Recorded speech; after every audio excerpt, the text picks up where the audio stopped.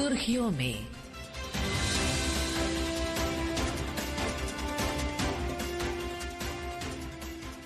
ये आकाशवाणी है।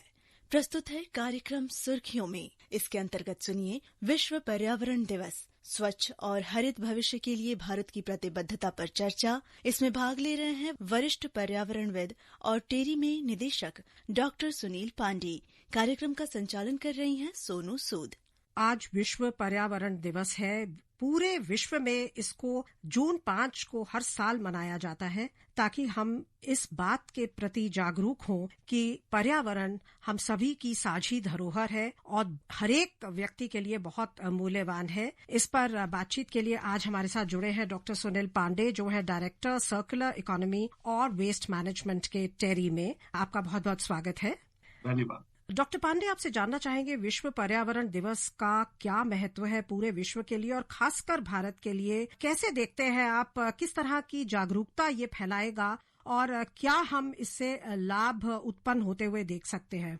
विश्व पर्यावरण दिवस जैसा आपने बताया 5 जून को हर साल मनाया जाता है और ये यूनाइटेड नेशंस द्वारा शुरू किया गया। और इसकी जरूरत तब महसूस हुई जब हमने देखा कि हमारी जो डेवलपमेंट एक्टिविटीज हैं, हमारी जो ह्यूमन एक्टिविटीज हैं, इससे एयर पोल्यूशन हो रहा है, वायु प्रदूषण। और आप अभी देखें तो हिंदुस्तान में ज्यादातर शहर जो है वायु प्रदूषण की प्रॉब्लम से जूझ रहे हैं और हमारी नदियां जो है प्रदूषित हो रही थी, हमारे तालाब प्रदूषित हो रहे थे, हमारी सॉइल पोल्यूट हो रही थी और उसका इनडायरेक्ट इम्पैक्ट जो है हमारे हेल्थ पे भी पड़ रहा था। अस्थमा के केसेस बढ़ रहे थे, रेस्पिरेटरी प्रॉब्लम्स बढ़ रहे थे और हमारे ठोस कचरा प्रबंधन, हमारे सॉलिड वेस्ट मैनेजमेंट को भी रेगुलेट करने के लिए जरूरत पड़ी कि जो है वर्ल्ड एनवायरमेंट डे और विश्व पर्यावरण दिवस की शुरुआत की जाए। और 2018 के बाद से विश्व पर्यावरण दिवस, क्योंकि प्लास्टिक हमारे डेली लाइफ का अभिन्न अंग है, उसकी वजह से जो पोल्यूशन हो रहा है, अभी 2018 से हमने जो थीम यूएन ने उठाई है वो है प्लास्टिक प्रदूषण को कैसे एड्रेस किया जाए। और इसलिए जो है हम हर साल जो है ये थीम पे जो है पर्यावरण दिवस मना रहे हैं और इस पे एक्शन लेने की कोशिश कर रहे हैं। जैसा आपने कहा कि कई एस्पेक्ट्स है पोल्यूशन के, वायु प्रदूषण या जल प्रदूषण या इवन सॉइल पोल्यूशन। सॉइल को भी हम ऐसे हमारे कुछ एक्शंस होते हैं जिससे वहां पे उसकी क्वालिटी खराब होती है। तो आप हमें थोड़ा सा विस्तार में बता सकते हैं कि कौन से ऐसे मेजर एक्शंस आप अंकित कर सकते हैं, एक जो कॉमन मैन है अगर उस पर नियंत्रण रखे तो हम जो पोल्यूशन है उसके लेवल्स को गिरता हुआ देख सकते हैं? हमारे लेवल पे हमको जो है इंश्योर करना होगा कि जैसे हम अभी ट्रांसपोर्ट की बात करें, जिससे वायु प्रदूषण होता है, तो अपने ट्रांसपोर्ट नीड्स को मिनिमाइज करें। जहां हम पैदल जा सकते हैं वॉक करके, जहां साइकिल से जा सकते हैं वहां साइकिल से जाएं, जहां हम पब्लिक ट्रांसपोर्ट यूज कर सकते हैं वहां पब्लिक ट्रांसपोर्ट यूज करें। ऐसे ही जो है हम जो अपने पानी जो हम इस्तेमाल करते हैं डेली यूसेज में, उसको कोशिश करें कि कम से कम प्रदूषित हो। हम कम से कम जो है डिटर्जेंट और सोप इस्तेमाल करें जिससे कि जो है जल में प्रदूषण न हो। और इंडस्ट्रीज जो है अपना कचरा जो निकालती हैं उसको ढंग से ट्रीट करके डिस्चार्ज करें जिससे कि जल का प्रदूषण मिनिमाइज किया जा सके। प्रधानमंत्री नरेंद्र मोदी ने आज ये मंत्र दिया, रिड्यूस, रीयूज, रिसाइकिल। आइए सुनते हैं। वर्ल्ड क्लाइमेट के प्रोटेक्शन के लिए ये बहुत जरूरी है कि दुनिया का हर देश निहित स्वार्थों से ऊपर उठकर सोचे। इस वर्ष के पर्यावरण दिवस की थीम प्लास्टिक से मुक्ति का अभियान है और मुझे खुशी है कि जो बात विश्व आज कर रहा है उस पर भारत पिछले 4-5 साल से लगातार काम कर रहा है। मेरे लिए व्यक्तिगत रूप से बहुत सुखद है कि मिशन लाइफ यानी लाइफस्टाइल फॉर एनवायरमेंट आज पूरे विश्व में एक पब्लिक मूवमेंट, जन आंदोलन बनता जा रहा है। लाखों साथियों ने रिड्यूस, रीयूज, रिसाइकल का मंत्र अपने रोजमर्रा के जीवन में अपनाया। मिशन लाइफ की तरफ उठा हर कदम और वही आने वाले समय पूरे विश्व में पर्यावरण का मजबूत कवच बनेगा। और आपने बात करी कि इस बार की जो थीम है वो है प्लास्टिक पोल्यूशन, उसको कैसे कम किया जाए। आप हमें बता सकते हैं कि ये सिंगल यूज प्लास्टिक्स का हम काफी उसके बारे में चर्चा होती है कि ये बहुत हार्मफुल है। सिंगल यूज प्लास्टिक्स के बारे में आप बता सकते हैं क्या ऑल्टरनेटिव्स हैं? और पूरी तरह से तो हम प्लास्टिक्स का जो इस्तेमाल है उसको हम खत्म नहीं कर सकते हैं, तो प्लास्टिक रिसाइकलिंग के क्या क्या हमारे पास कहें कि ऑल्टरनेटिव्स अवेलेबल हैं?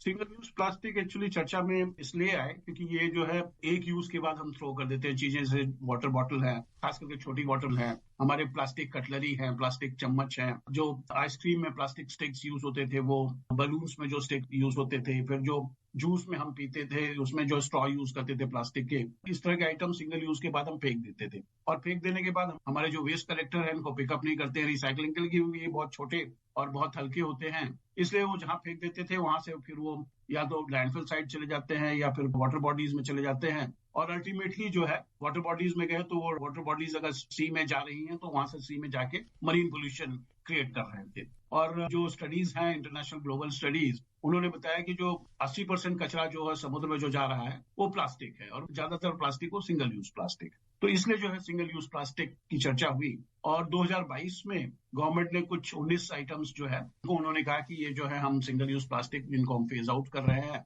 और हम लोगों से वो आग्रह करेंगे कि न तो इसको बनाएं न इसका यूज करें। इसमें एक सिंगल यूज प्लास्टिक अपने पॉली बैग्स भी हैं, पॉलीथीन बैग्स जो हम यूज करते हैं। और काफी लोग हमने देखा कि जो है आजकल क्लॉथ बैग, जूट बैग, इस तरह के बैग यूज करने लगे हैं और वो जो है पॉली बैग यूज नहीं करते हैं। इसी तरह से कटलरी आइटम्स जो हैं उसमें कटलरी आइटम्स जो है वुडन बेस्ड कटलरी आइटम्स बनने लगे, बायो बेस्ड कटलरी आइटम्स बनने लगे, पत्तल दोने जैसे पहले चलते थे वो फिर से यूसेज में वापस आए और पेपर कप्स जो है यूसेज में वापस आए। तो इस तरह की चीजें जो है हम वापस इस्तेमाल करने से हम जो है अननेसेसरी प्लास्टिक वेस्ट है जो हम जो अवॉइड कर सकते हैं उनको जो हम रिड्यूस कर सकते हैं। और जहां तक रिसाइकलिंग की बात है, रिसाइकलिंग में अगर हम प्लास्टिक वेस्ट जो है जैसे दूध की थैलियां हैं, कंटेनर्स हैं, इनको हम अगर साफ सुथरा अलग से कलेक्ट कर सकें तो इनको फिर से उस प्रोडक्ट्स में रिसाइकिल कर सकते हैं। इसकी टेक्नोलॉजी है, बट सवाल ये है कि हम प्लास्टिक वेस्ट सेग्रीगेट करें और उसको कंटेमिनेट ना करें और उसको फिर कलेक्ट करके रिसाइकलिंग के लिए भेजें। और जो बहुत पतली पन्नियां हैं, जो बहुत और चिप्स वगैरह के पैकेट हैं जिनको रिसाइकिल नहीं किया जा सकता है, उनको सरकार ने बताया कि रूल के हिसाब से उनको पतला छोटा छोटा श्रेड करके रोड मेकिंग में इस्तेमाल करें, या उनका जो है वो ब्रिकेट्स बना के उनको जो है हम सीमेंट प्लांट्स में एज अल्टरनेट फ्यूल भेजें, जहां वो कोल की जगह जलाए जा सकते हैं, तो कोल का कंजम्पशन हम कम कर सकते हैं। तो इस तरह से तो हम वेस्ट की भी प्रॉब्लम सॉल्व कर रहे हैं, दूसरी तरफ हम CO2 एमिशन भी रिड्यूस कर रहे हैं क्योंकि ये क्लाइमेट फ्रेंडली प्रोसेस है। तो इस तरह से जो है हम ओवरऑल प्लास्टिक को मैनेज कर सकते हैं। डॉक्टर पांडे, पिछले 11 वर्षों में प्रधानमंत्री नरेंद्र मोदी के नेतृत्व में कई योजनाएं लाई गईं जिन्हें बहुत सफलतापूर्वक क्रियान्वित भी किया गया। स्वच्छ भारत, उज्ज्वला योजना, उजला योजना, एक पेड़ माँ के नाम योजना, जिसमें हमारे जो फॉरेस्टेशन है उसकी तरफ एक ठोस कदम हर एक नागरिक को मोटिवेट किया गया कि उठाया जाए। सो क्या लगता है आपको, जो ये हम राष्ट्रीय तौर पर जो अटेम्प्ट्स किए गए हैं, बहुत अथक प्रयास किए गए हैं विंड एनर्जी, सोलर एनर्जी को बढ़ावा देने में, उस सबको देखते हुए आप हमें कहाँ पाते हैं अंतर्राष्ट्रीय स्तर पर? अगर हम बात करें जो गोल्स होते हैं, इंटरनेशनल सस्टेनेबल डेवलपमेंट गोल्स जो हमने कमिट किए थे, उसकी अचीवमेंट में अभी तक जो हमारा ट्रैक रिकॉर्ड रहा है उसके बारे में आप हमें बता सकते हैं? बिल्कुल, जैसे एक पेड़ माँ के नाम तो काफी इम्पोर्टेंट इनिशिएटिव है प्रधानमंत्री जी का, और इसका काफी पोटेंशियल है। जैसे हमारा सोशल फॉरेस्ट्री जिसको हम बोलते हैं, अर्बन फॉरेस्ट्री, अगर हम लोग सब लोग एक एक पेड़ लगाने लगे और ये इंश्योर करें कि वो पेड़ सरवाइव करें, तो हम जो है हमारे अर्बन एरियाज में जो प्रॉब्लम होता है, खास करके गर्मियों में अर्बन हीट आइलैंड, हम लोग जो एयर कंडीशनिंग यूज करते हैं उसकी वजह से, उसको एड्रेस किया सकता है, क्योंकि हमारे पेड़ जो है वो कार्बन डाइऑक्साइड सोखते हैं और इस तरह से जो है गर्मी को कम करते हैं। तो ये काफी इंपॉर्टेंट इनिशिएटिव है। ऐसे ही जो है सरकार की जो योजना थी LPG डिस्ट्रीब्यूट करने की, और जो है सरकार की योजना सोलर रूफटॉप की, ये भी काफी इंपॉर्टेंट इनिशिएटिव है, सोलर पावर जनरेट करने की, विंड पावर जनरेट करने की। इससे हमको दोहरा फायदा होता है, हेल्थ बेनिफिट होता है। जो महिलाएं हैं जो अदरवाइज गंदा बायोमास बेस्ड फ्यूल यूज कर रही थी, या जो हमारे ढाबे वगैरह हैं जो कोयला यूज कर रहे थे, वो जो है अब स्वच्छ ईंधन यूज कर रहे हैं, स्वच्छ फ्यूल यूज कर रहे हैं। और जो एयर पोल्यूशन पहले हो रहा था वो एयर पोल्यूशन अब नहीं हो रहा है। और एयर पोल्यूशन से जो रिलेटेड बीमारियां हो रही थी, जैसे महिलाओं को कैटरेक्ट हो रहा था, रेस्पिरेटरी इलनेस हो रही थी, अस्थमा हो रहा था, वो जो है इनमें सडनली कमी आएगी। तो ये इनिशिएटिव जो है ओनली हमारे जो SDG गोल्स हैं उनको मीट करने में मदद मिलेगी, बट इससे जो है हेल्थ इंप्रूवमेंट भी काफी होगा। और खास करके 12 देखें, SDG 12 जो सस्टेनेबल कंजम्पशन एंड प्रोडक्शन के बारे में है, वो जो है मीट करने में काफी मदद मिलेगी और क्लाइमेट चेंज बेनिफिट भी इससे होगा हमको। इनफैक्ट रिन्यूएबल एनर्जी की अगर हम बात करें तो ऑलरेडी जो हमने टारगेट्स दिए थे, शॉर्ट टर्म टारगेट्स, हम उसको ओवर अचीव कर चुके हैं। अगर हम सर्कुलर इकोनॉमी और वेस्ट मैनेजमेंट की बात करें, जिससे आप सीधे सीधे जुड़े हुए हैं, हमें बता सकते हैं कि सर्कुलर इकोनॉमी का क्या कॉन्सेप्ट एनवायरमेंटल पोल्यूशन को कम करने में किस तरह से ये सहायक है, और वेस्ट मैनेजमेंट कितना एक महत्वपूर्ण पहलू है? सर्कुलर इकोनॉमी जो है, जैसा नाम सजेस्ट करता है, क्योंकि अभी तक जो हम प्रोडक्शन करते हैं या मैन्युफैक्चरिंग करते हैं, ज्यादातर जगह इसको हम लीनियर इकोनॉमी बोलते हैं, जहां की हमने प्रोडक्ट बनाया, इंडस्ट्री ने प्रोडक्ट बनाया, लोगों ने उसको इस्तेमाल किया और जब उसका इस्तेमाल खत्म हो गया तो उसको डिस्पोज कर दिया। सर्कुलर इकोनॉमी का मतलब है कि जब हमारा प्रोडक्ट जो है, हमने प्रोडक्ट लिया और जब वो प्रोडक्ट जो है उसका यूज खत्म हो गया या वो वेस्ट हो गया या खराब हो गया, तो उसको जो है हम फेंके नहीं, डिस्पोज नहीं करें, और उसमें से जो वैल्यूएबल मटेरियल है उसको निकालें, उसको रिसाइकल करें, रीयूज करें। जैसे हमारे पास इलेक्ट्रॉनिक प्रोडक्ट्स हैं, तो इलेक्ट्रॉनिक प्रोडक्ट्स में भी बहुत सारे यूजफुल प्रोडक्ट्स होते हैं, जैसे कॉपर होता है, लेड होता है, एल्यूमिनियम होता है, तो उसको हम जो है एक्सट्रैक्ट करें, रिसाइकल करें। प्लास्टिक है, और ये इंश्योर करें कि जो है मिनिमम अमाउंट हमारा जो है वो हम डिस्पोज करें, तो ये होता है सर्कुलर इकोनॉमी। सर्कुलर इकोनॉमी का मतलब कि जो है, जो नेचुरल रिसोर्सेज अवेलेबल है वो लिमिटेड हैं, और ग्लोबली जो हम यूज करते हैं वो जो साल भर में हमको यूज करना है वो 7 महीने में ही खत्म हो जाता है। तो नेचुरली जो है, हम जो नेचुरल रिसोर्सेज फ्यूचर जनरेशन के लिए उसका भी इस्तेमाल कर रहे हैं। तो सर्कुलर इकोनॉमी को अडॉप्ट करके हम ये रिसोर्स कंजम्पशन, अपना नेचुरल रिसोर्स कंजम्पशन जो है, हमारे वर्जिन सोर्सेस है, उसको कम कर सकते हैं, और जो हमारे रिसोर्स जो ऑलरेडी यूज में है उसको हम बार बार यूज करके उनकी लाइफ बढ़ा सकते हैं, उनकी रिसाइकलिंग और रिकवरी कर सकते हैं। इस तरह से सर्कुलर इकोनॉमी जो है हेल्प करता है। और वेस्ट मैनेजमेंट, कचरा प्रबंधन, इसका बहुत इंपॉर्टेंट एस्पेक्ट है, बिकॉज हम जितना मटेरियल रिकवरी करेंगे और जितनी ज्यादा रिसाइकलिंग करेंगे, उतना हमारा वर्जिन मटेरियल या फ्रेश मटेरियल की रिक्वायरमेंट कम होती जाएगी। तो इससे न तो माइनिंग की हमको उतनी ज्यादा जरूरत पड़ेगी, क्योंकि अभी तो सारे रिसोर्सेज माइनिंग से आते हैं, उसमें जो है एमिशन भी कम होगा और उससे जो है क्लाइमेट गोल्स भी हमारे मीट होंगे। तो इसलिए सर्कुलर इकोनॉमी, वेस्ट मैनेजमेंट बहुत एक इंपॉर्टेंट एस्पेक्ट है रिसोर्स मैनेज करने के लिए ओवरऑल।